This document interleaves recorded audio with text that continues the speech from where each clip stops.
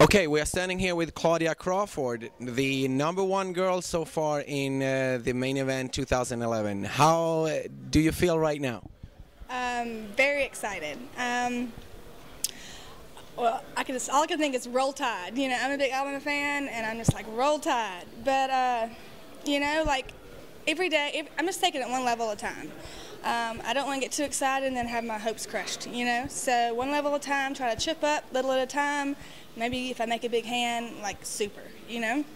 I don't know how many women are left. One of my goals is to be the last woman standing. You know, I really want to be the last woman standing. Just really excited. I feel like I'm just so happy. I can do no wrong right now. We can see that. As far as I know, it's 3 girls left, so you have a big shot.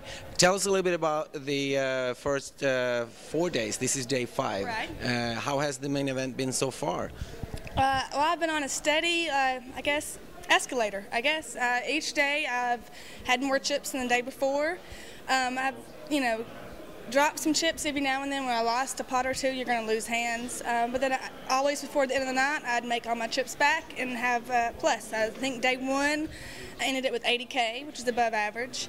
Day 2, I ended it with, I think it was 400, which is above average. Day 3, I think I ended up with, what was day 3? I think I might have skipped a day. Anyway, each day, 500K, and I think yesterday I ended up with 1 million. Today I'm at 2.5. I can't complain. Not really getting, I've had a couple beats, but I've also, you know, you're going to take that in poker. I'm going to beat somebody, they're going to beat me. You know, the best hand does not always win. I just hope that I have enough chips to, like, outlast all the beats and, you know, chip up some more. We hope you do. Tell us a little bit shortly about yourself. Who are you? Well, my name is Claudia Crawford. I am a poker player. I play mostly cash poker. I live in Biloxi, Mississippi. I play at the Beau Rivage down there. It's like a kind of mini Vegas on the ocean. It's really nice. It's real pretty. It has a small town feel. I have a close knit of a lot of girlfriends that we hang out several days a week. It's like a family down there for me. I travel and follow the tournament circuits, WPT and WSOP.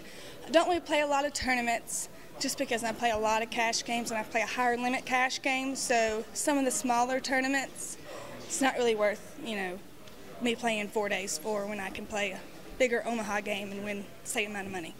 That makes sense. Any big achievements so far in your career? I don't know. People really don't keep up with cash achievements. I have won a couple tournaments, small tournaments, so I'm excited about the ones I do play. I went through a streak where I didn't cash for a while, and I stepped away from the tournament scene for a while and just concentrated on cash. And well, then the poker game changed from 5 years ago. It was a lot more passive. You know, people, you know, you wanted to make a hand before you got your money in. Now it's so aggressive. So I kind of dabbled playing small online just to kind of see what the online players are doing, because that's so many people are young online players and are 3-betting, 4-betting, 5-betting, you know, like I want to, you know, a little practice with that. Well, I practiced it and I figured out kind of what they're doing. You know, when someone squeezes, I know exactly what they're doing. You know, like just because I'm a girl, they think, oh, I'm going to re-raise her, she's going to fold her ace queen, you know, and they've got, you know, 8-10 offsuit. You know, day 2, this is one of my favorite hands I'll tell you about. Day 2, I had a lot of chips, and there were 2 seats to my left was, I think, one of the most aggressive online players I've ever played with. He raised every single time if it wasn't opened up to him. If it was someone opened, he 3-bet every time. And I was sitting right to his right. Well, the first 2 hours, I just watched him do it. I let him get away with murder, pretty much. Well, then I figured, well, we're going to play a big old pot, and I'm just going to, you know, re-bluff him. Let me breathe for a second.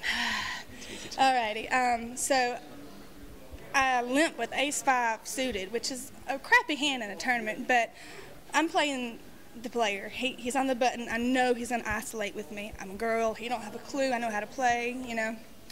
So he raises, and I just call. Okay, I'm out playing post flop. I know he's going to try to raise me. I know he's going to try to bluff. It don't matter what his cards are. I know what he's doing. Flop comes 8, 9, 10 rainbow. I thought, this is a perfect flop for me because it's a scary flop no matter what hand you have, unless you have Queen Jack, you know? So I thought, to make the pot big enough for him to fold to a bet, I decided I'm just going to lead out into him, and, you know, he's going to raise me, and I'm just going to re-raise him. You know, I have nothing here. I lead out into him, he raises me. Big shock. I re-raise him. Well, then he decides to get some balls, and he re-raises me. I'm looking at him, you know, he's not really breathing. He don't really have much of a pulse rate. I know he don't have much, you know. He might have a pair, you know. He don't have much. Well, I just re-raise him back. I 6-bet him with ace high, you know. Like, not many girls are willing to do that, but I just had a read on him. I knew he was going to play me hard, so that's one of my favorite hands. And he folded? Of course. That's nice. Folded. That's nice. I know that there is a lot of girls, ladies and women out there that are rooting for you right now, so you can reach November 9. Yes. Can you imagine now what you will do if you end up in November 9? I think I already kind of have a game plan. I want to buy a house, I want to buy a condo in here, and I want to put a lot up for retirement, you know, save it for a rainy day. Being a poker player, you go through ups and downs, so you want to have a reserve, you know. Maybe a little shopping spree? Of course. Oh, yeah, I want to go on a shopping spree. I already have a lot of clothes. I already shop a lot as it is, but, you know, a little more ain't going to hurt me. I really want to make, not just for the money and the fame, I really want a woman to make the final table, if it's not me, another woman. Because, like, there's so many women, and they talk to me all the time about it, they're so, like, intimidated and scared to play at the table. Like, you know, men push them around, and they just feel like they're out of place, you know. And I think if they see a woman out there, you know, doing it and making the November 9, like, we'll have them hire, you know, women playing poker, and then, you know, poker's better.